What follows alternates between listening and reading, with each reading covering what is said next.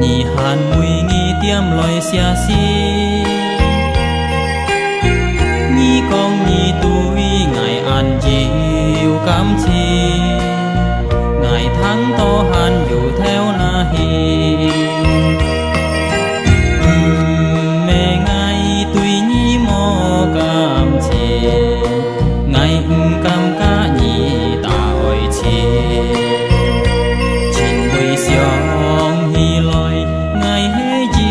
khéo chi nghi nhong bên chiều lui hồ ta oi chi mô thung khu tổ nhà lo nghi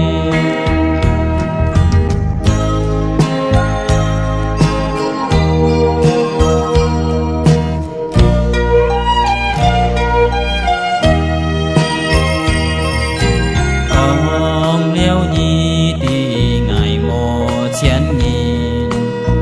nhì hàn mùi nghi tiêm loài xia xi nhì con nhì tuổi ngày an chiều cam chi ngày tháng to hàn dù theo na hi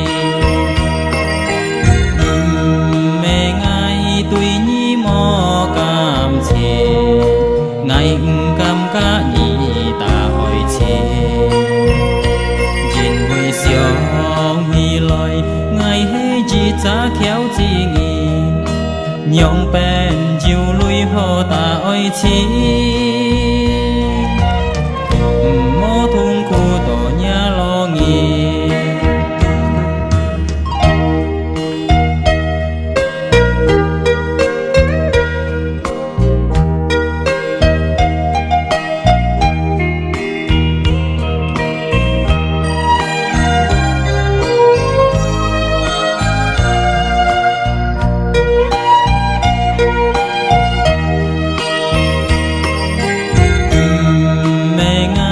tuổi nhì mò cam chi